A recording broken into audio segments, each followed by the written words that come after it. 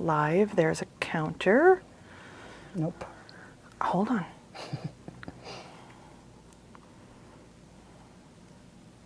Is that it right there? Hold on.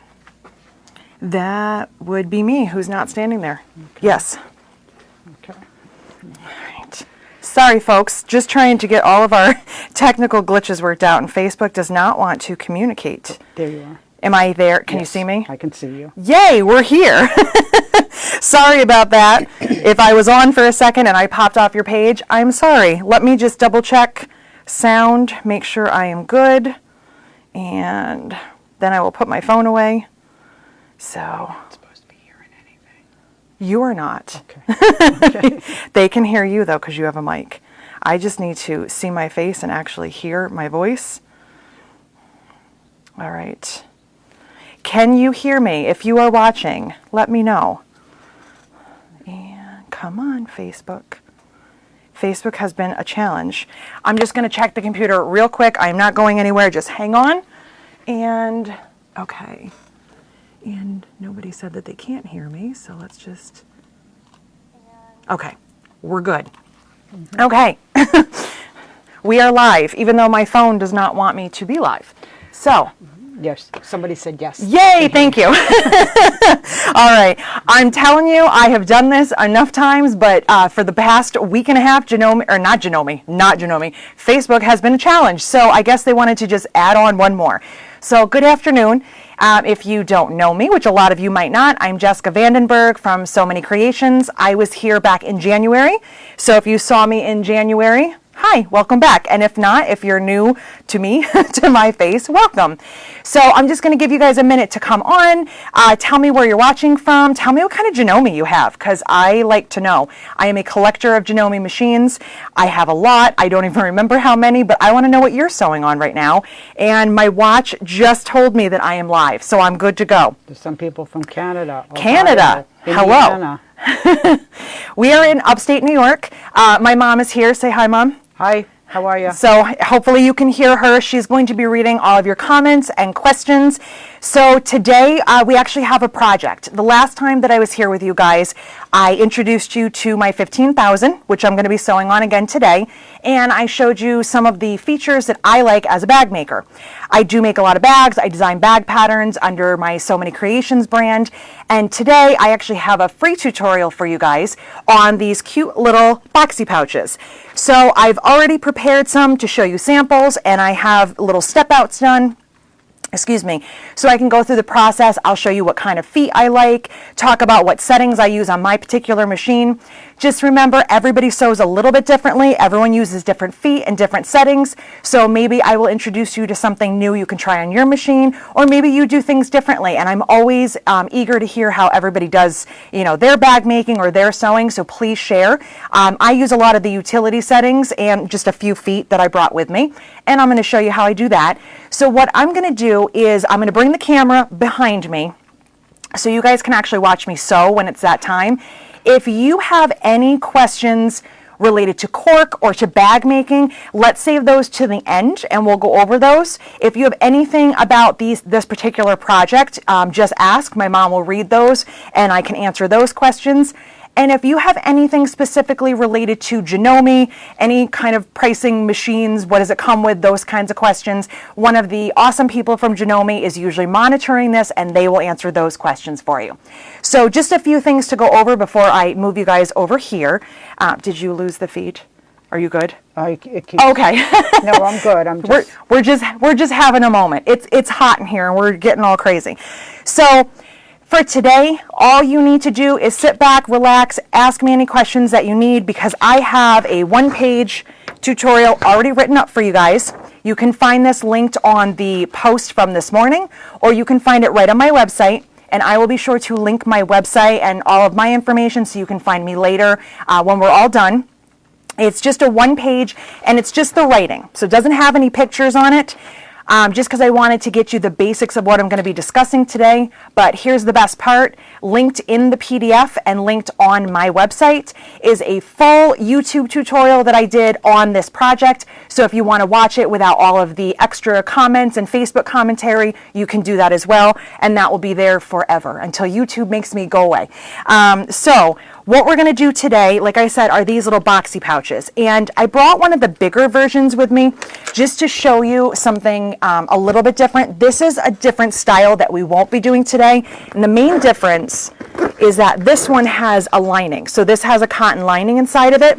The ones that we're going to do today are actually unlined. So it makes them a really quick, easy project.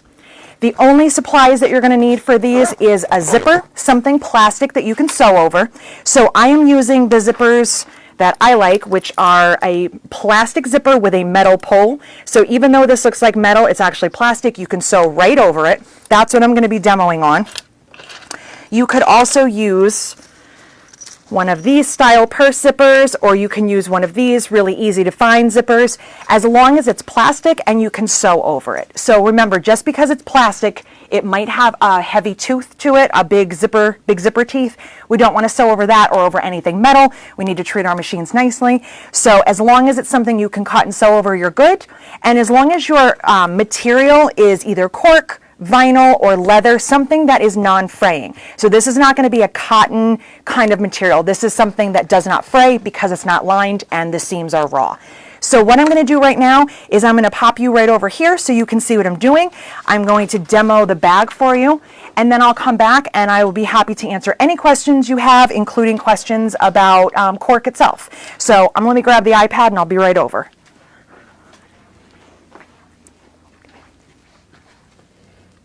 All right, hang on.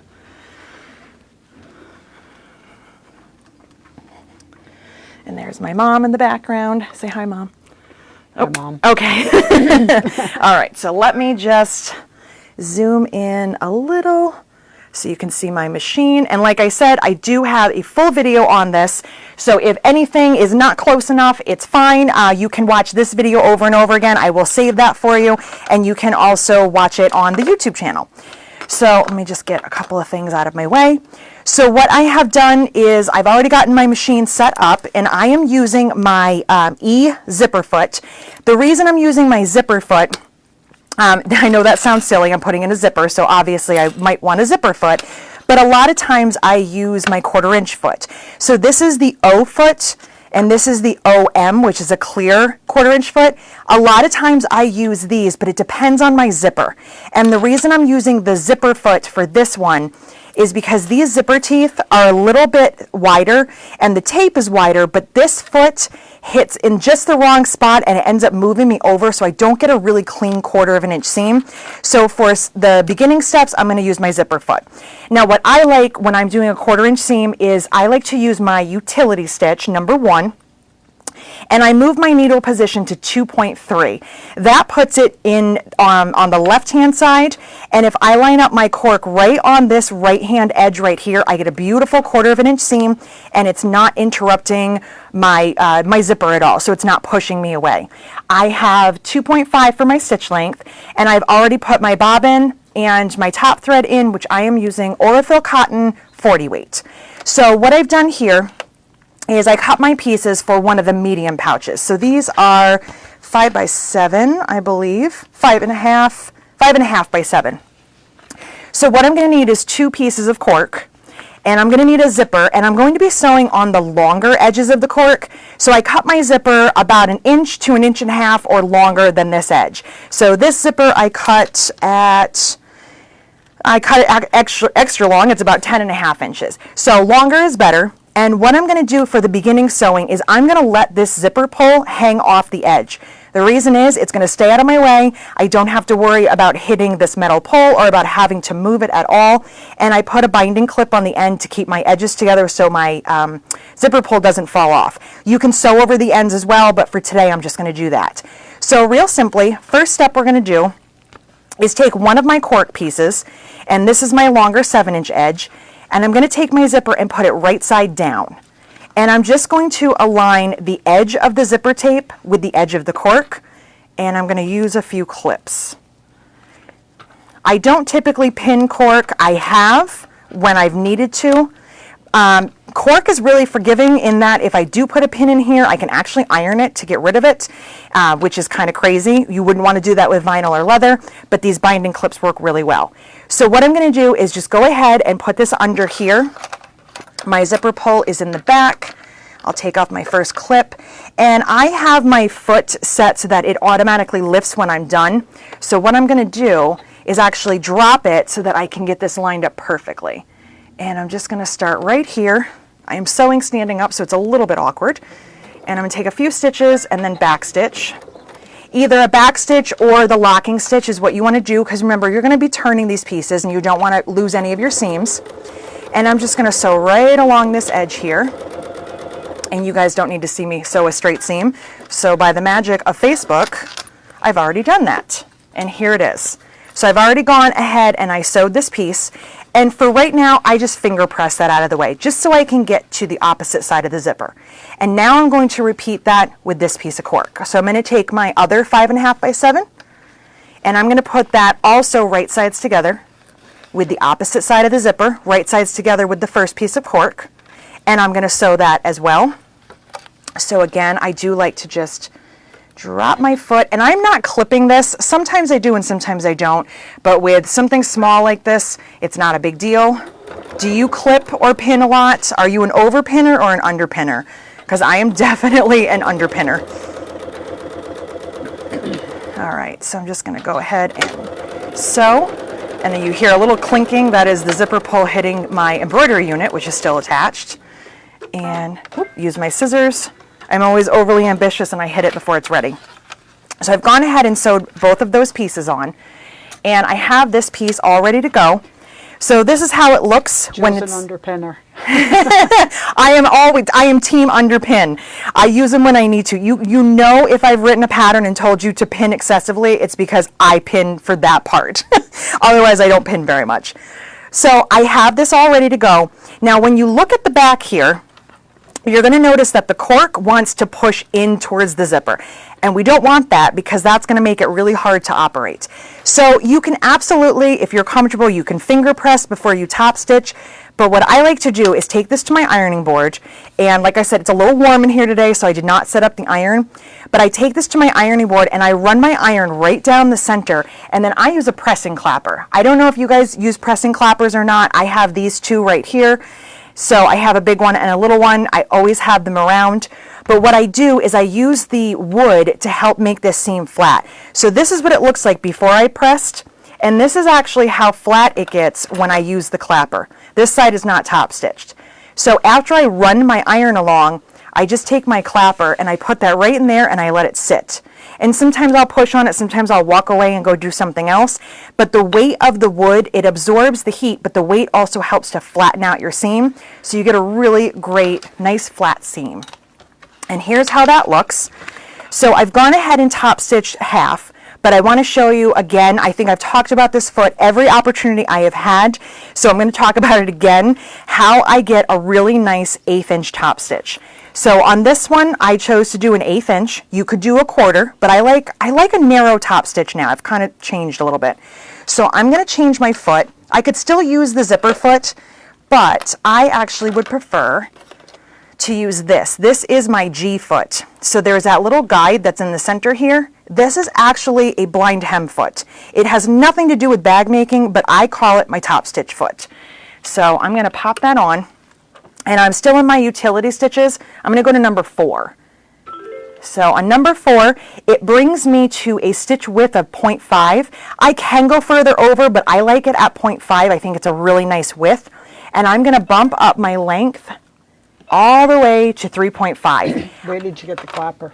The clappers are made in Massachusetts, and I sell them on the website, and I personalized this one because my husband bought me a laser engraver. So that's optional.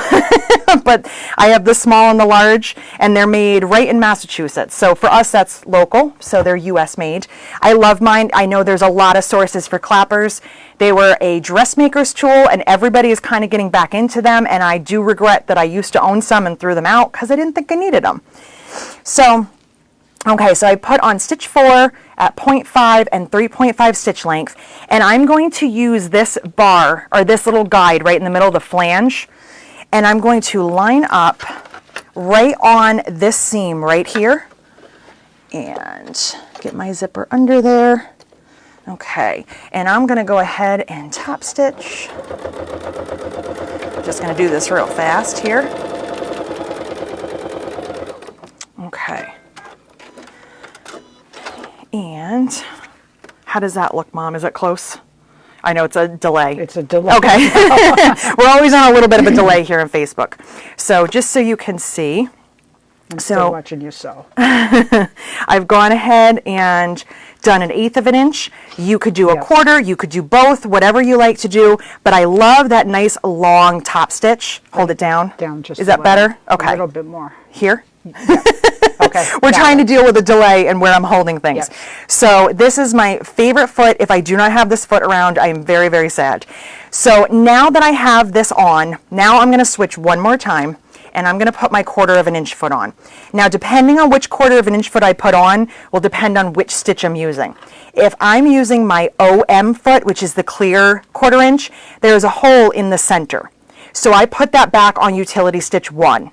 If I use my O foot, which is the metal foot, and the 1/4 of an inch has a little bit of give, I'm going to go into my quilting stitches, which quilting is number 11, and I'm going to go to stitch 2, which is a 1/4 of an inch. It defaults to 8.3 and 1.8, and that is not quite right for me. If you've watched any of the Janome videos, or if you haven't, check out Miriam's video from May 4th. May the 4th be with you. She talked about 1/4 of an inch seams, and she talked about how we all sew a little bit different and how to adjust your 1/4 of an inch. So for me, I tend to lean a lot to one side, so I put my stitch width all the way to 9. I go as far over as I can. I like a slightly scant 1/4 of an inch. And for my stitch length, 1.8 is a little tight for me, so I'm going to bring it up to 2.5. So what we're going to do to finish this bag up is we're going to move the pull now. The pull up until this point did not matter. It could be hanging off the edge. I'm going to put it in the middle. What I would normally do if I was not pressed for time, because I want to have time to answer your questions, is I would stitch across this end here, or I might even add in a little tab or a little hook. That is included in the YouTube video. Again, time-wise, I just wanted to kind of bypass that. And once I have that done, I'm going to take my edges, my bottoms, which are across from the zipper, and I'm going to pull them together like this. Put them right sides together. If anything has gone askew at any point in my sewing, I will go ahead and trim up these edges even, but it looks pretty good to me. So I'm going to back stitch, line up my edges, and I'm going to do that. Okay, so I've sewed my 1/4 of an inch right along here, trim my threads, and once I have that done, how you make a boxy pouch, something like this that has that curve to it instead of something flat, is that we're going to take this seam and we're going to pull it to the middle. So if you were finishing these edges, you would have a flat pouch. I want the pouch to have an arch in the middle. So I'm going to take this seam, and you can press it, but I usually don't. And you're going to pull this seam. I like to open it with my fingers so it's an open seam, a little bit less bulk, and bring it right to the zipper. And then I'll add a couple of clips. You can absolutely trim your zipper ends now, or you can wait until after you sew. It does not matter. And I'm going to do this. I'm going to do the same thing on the other side, and then we'll cut our corners. So once you have that sewn, I'm just going to show you over here. I have, ignore that part for right now. I've gone ahead and sewn my seam. I pressed this open with my fingers, and it kind of laid flat from sitting. There's my zipper on the opposite side of the seam, and I also sewed this side. But now I'm going to cut my corners. If I don't cut corners, I will have a little flat pouch like this, which this to me looks like a little tissue holder. You could absolutely do it like this and leave it.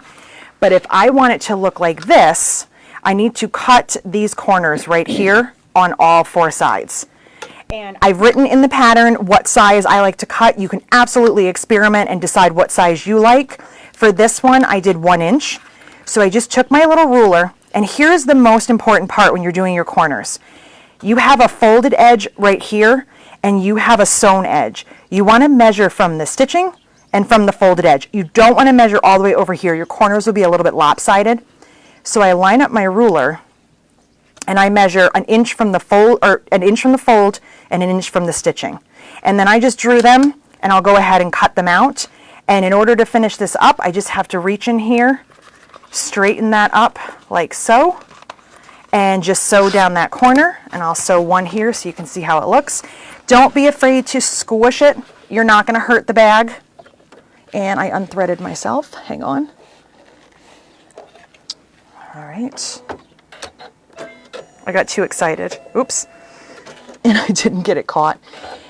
Well, at least this is my only minor malfunction today. What kind and size needle do you use for cork? I don't know what I'm doing here, but probably because I'm stressing myself out. We'll just pretend I sewed it. So for cork, I am usually at a size 80 or 90. I did just put in a new organ needle before we started, and this is a size 90-14. So I already switched that out. Cork is more forgiving than you would think, so you don't have to have a 90. An 80 is also fine, but I just happen to have a 90. So I'm not going to stitch this because I've already I've already covered my machine, and I don't want to take all my stuff off. You know what I'm talking about. So let me just show you here again. So I'm boxing that corner. Where's my little clips? There we go. And so this corner becomes this corner. And you're going to do that for all four, and then turn it right side out, and you have a little boxy pouch. You're ready to use. It is unlined, so you will see some of your stitching. So I like to go in and just trim the edges down a little bit. And I'm good to go. I put a hook on this one so I can hook it inside my bag. I have a little tab here, makes it easy to open the zipper, and you can make them in all different sizes. So let me move the camera back over in case you guys have any more questions, and I would be happy to answer them. And hang on one sec. I'm gonna wiggle you around for a minute. Okay. Okay. All right, so like I said, that was a super quick demo on how to make these bags. They are very quick and easy. I do have the instructions linked, I do have my website linked, and I also have the YouTube video linked right in the PDF and linked on my website. When I post this video, I will also put my information, but in case you want to find me, I am So Many Creations on Facebook. We also have a private Facebook group that's linked right through the page. My website is So Many Creations NY, because I'm from New York.com. I have a YouTube channel as well, and if you get to the website, everything else is linked right there.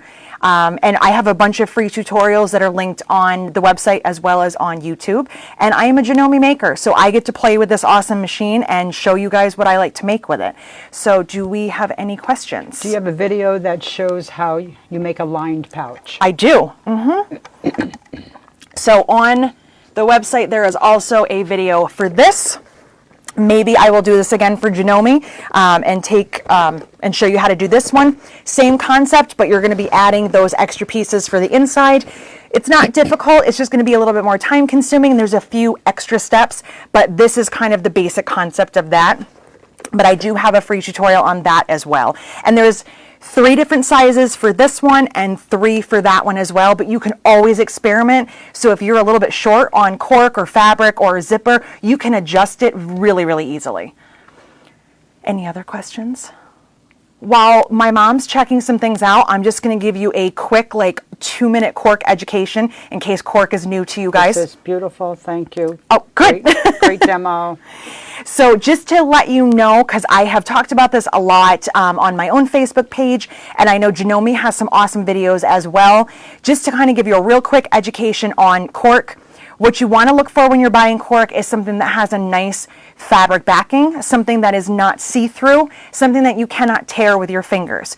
Yes, that's obviously if you get to touch it in person. If you're buying it on a website, just be cautious that you're buying it from someone whose product you trust, somebody that you know. See if you can buy a small piece. We started a 9x12 for $6.50 just so you can try something small instead of investing in a large piece and finding out it's not quite the quality or something you like working with. You want to buy cork that is manufactured in Portugal. There are other countries that manufacture it. I can't speak for those countries, but I know that everything I've used from Portugal has been top notch. You want to make sure that you're not using anything super, super thin for especially for your bigger bags. For little projects like this where you're still experimenting, that would be okay. But if you're getting into purses and tote bags and you use something that's of a lesser quality or something thin, it's just not going to hold up as well for you.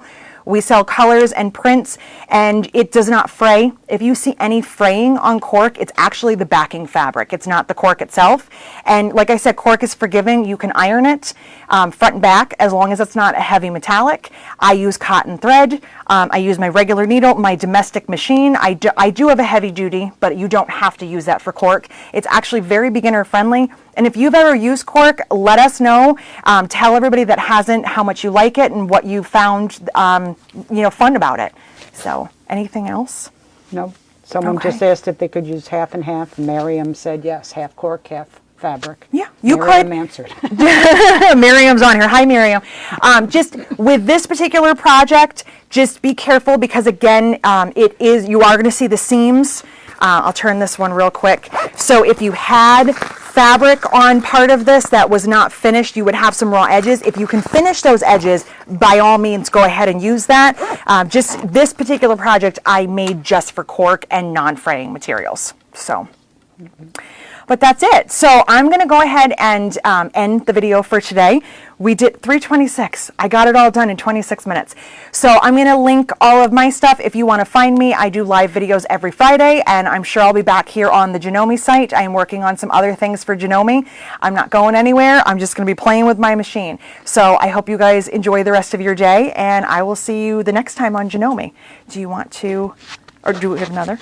Someone said, please tell us the company again. Spoke too fast. I didn't get it. I'm sorry. I'm from New York. I speak way too fast. My company is So Many Creations, and the website is somanycreationsny.com. My Facebook, my YouTube, my Instagram are all So Many Creations, and I believe it was linked on the post from earlier today, but I will also link that for you. So, all right. Could you hit finish on there? All right. Oh, so what machine is that? this is the 15,000. I probably said it way too fast in the beginning. This is the Horizon 15,000 that also has the embroidery. If I missed your questions or you're watching this after when it's not live, I will come back and answer them for you. So don't worry if you missed anything. I'll come back. All right. Enjoy the rest of your day. Thank you.